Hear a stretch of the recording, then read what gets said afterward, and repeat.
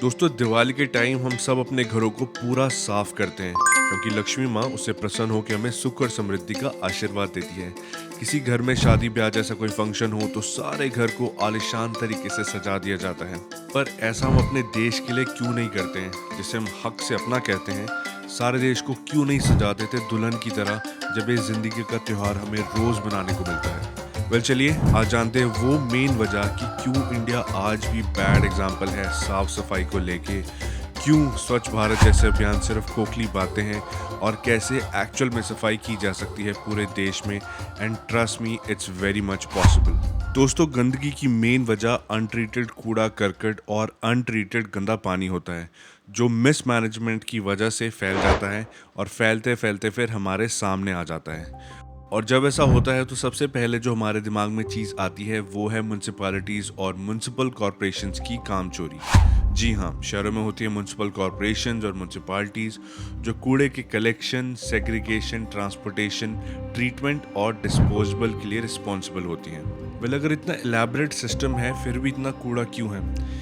उसकी वजहें तो बहुत सारी हैं, लेकिन आज जानेंगे हम दो मेन रीजंस जिसकी वजह से इंडिया में बहुत सारा कूड़ा करकट है। दोस्तों, कूड़ा करकट गंदा पानी आज बढ़ता जा रहा है। क्यों? क्योंकि हमारी आबादी बढ़ती जा रही है। इंडिया दुनिया में अब नंबर 1 है जनसंख्या के मामले में। इंडिया हर रोज लगभग 1.5 लाख मीट्रिक टन कूड़ा जनरेट करता है, लेकिन इतने कूड़े को ट्रीट करने के लिए इंडिया के पास उतनी क्षमता अभी नहीं है, या कह लो ढीले लोग बैठे हैं उन पदों पर जो शहर की साफ सफाई और वेलफेयर का ध्यान रखते हैं। इसलिए काम भी ढीले स्तर पर ही हो रहा है। दोस्तों, इंडिया का ऑलमोस्ट सारा कूड़ा कचरा अनसाइंटिफिक तरीके से लैंडफिल्स में फेंका जा रहा है। रिसाइकल बस वही होता है जो कूड़ा कबाड़ उठाने वाले लोग 2-4 पैसे के लिए उस कूड़े को उठा लेते हैं, या फिर कुछ गिने चुने ऐसे शहर हैं जो अपने यहाँ कूड़े को प्रॉपर्ली ट्रीट करते हैं, सेग्रीगेट करते हैं, डिस्पोज करते हैं और रिसाइकल करते हैं। इन शहरों में जो टॉप पे नाम आते हैं वो है भोपाल और इंदौर, और ये दोनों ही शहर मध्य प्रदेश में हैं। दोस्तों, दुनिया भर में कूड़े को मैनेज करने के लिए अलग अलग तरह की साइंटिफिक तकनीकें हैं जिसका इस्तेमाल करके कारगर रूप से कूड़े को डिस्पोज ऑफ किया जा सकता है। हम भी ऐसी बहुत सारी तकनीकों का इस्तेमाल कर रहे हैं, लेकिन इन सभी टेक्निक्स का इस्तेमाल तभी प्रॉपर ढंग से किया जा सकता है जब हम जो कूड़ा पैदा करते हैं वो कूड़े को प्रॉपरली सेग्रीगेट करें। किसी भी साइंटिफिक वेस्ट डिस्पोजेबल टेक्निक का सबसे पहला स्टेप है प्रॉपर सेग्रीगेशन। अब इस छोटी सी चीज़ को करने से बहुत बड़ी समस्या हल हो जाती है। जितने भी वेस्ट ट्रीटमेंट प्लांट्स हैं वो इस छटे हुए कूड़े को प्रॉपरली ट्रीट कर पाते हैं, लेकिन अगर आप सूखा कूड़ा, गीला कूड़ा एक साथ डाल देते हो तो वो मिक्स हो जाता है और फिर उसे प्रॉपरली ट्रीट नहीं किया जा सकता उसके इफेक्टिव डिस्पोजल या रिसाइकलिंग के लिए। दोस्तों, इंडिया में आपने हर छोटे बड़े शहर के बाहर बड़े बड़े कूड़े के पहाड़ देखे होंगे। वो सभी लैंडफिल्स ऐसे ही अनट्रीटेड कूड़े के हैं। अगर वो सारा कूड़ा कचरा सबसे पहले छांट के रखा जाता तो वो साइंटिफिक तरीके से डिस्पोज और रिसाइकल किया जा सकता था, लेकिन ऐसा नहीं हो पाया। दोस्तों, कोई मंत्री, कोई ऑफिसर चाहे जितनी मर्जी पॉलिसीज बना ले एसी वाले कमरे में बैठ के, आखिरकार काम तो ग्राउंड लेवल पे म्यूनसिपालिटी के वर्कर्स को ही करना पड़ता है। जी हाँ, वो आदमी, वो औरतें जो एक्चुअल में कूड़ा उठाते हैं, साफ सफाई करते हैं, और इन वर्कर्स की संख्या लाखों में नहीं बल्कि करोड़ों में है। और ये वर्कर्स कितने इफेक्टिवली अपना काम करेंगे उसके पीछे बहुत सारे फैक्टर्स हैं। दोस्तों, आपको जान के हैरानी होगी, पूरे देश में लगभग हर दिन कहीं ना कोई म्यूनसिपालिटी की वर्कर यूनियन स्ट्राइक पे होती है। क्यों? सबसे पहली चीज़ है इनएडिक्वेट सैलरीज। अब एक म्यूनसिपालिटी के वर्कर को 450 से 500 तक पर डे मिलता है, जो कि हुआ लगभग 15,000 रुपये महीना। अब कोई भी जब ये सुनेगा तो बोलेगा, अरे ये तो काफ़ी है।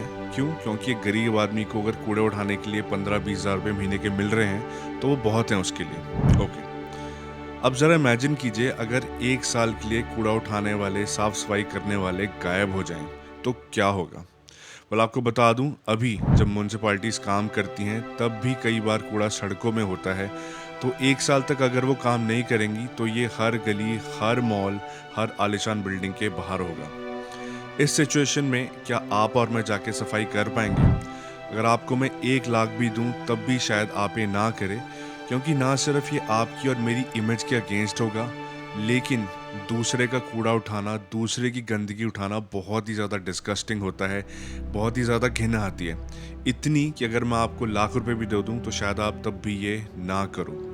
अब बताइए, क्या आपको म्युनिसिपैलिटी के वर्कर्स की पे एडिक्वेट लगती है या नहीं? मुझे तो नहीं लगती। आपके क्या विचार हैं कमेंट्स में ज़रूर लिखिएगा। ये सिर्फ एक चैलेंज है कई चैलेंजेस में से जो ये वर्कर्स रोज़ फेस करते हैं। ऊपर से job insecurity, improper gear, inadequate infrastructure, weak bureaucracy, ना जाने क्या क्या। लेकिन मुझे सबसे बड़ी मेन वजह लगती है वो ये है, इन लोगों को बिल्कुल इज्जत और प्यार नहीं देते हैं हम लोग। ये उसके उतने ही हकदार हैं जितने कि एक डॉक्टर, एक लॉयर, एक पुलिस ऑफिसर। अब सोचिए, आप एक ऐसा काम कर रहे हैं जहां आपकी बिल्कुल इज्जत नहीं है और आपको बहुत कम पैसे भी मिलते हैं उसके लिए, और ऊपर से आपके काम की वजह से आपको बीमारियां लगने का भी खतरा है। तो क्या आप ऐसा काम प्रॉपरली कर पाओगे? मुझे नहीं लगता कि आप ऐसा काम बहुत देर तक कर पाओगे, और शायद यही रीज़न है कि ये वर्कर्स इनएफिशिएंट होते हैं और इवेंचुअली करप्ट हो जाते हैं।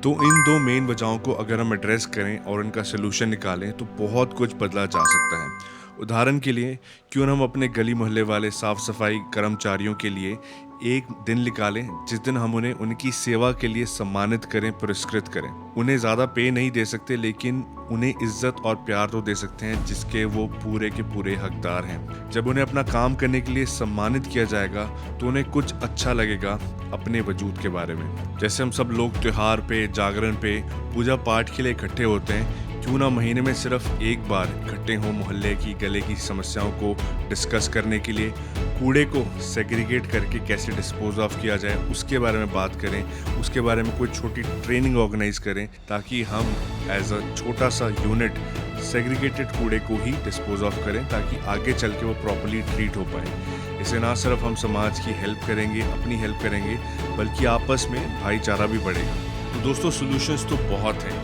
लेकिन सबसे पहले हमारी सोच बदलना ज़रूरी है।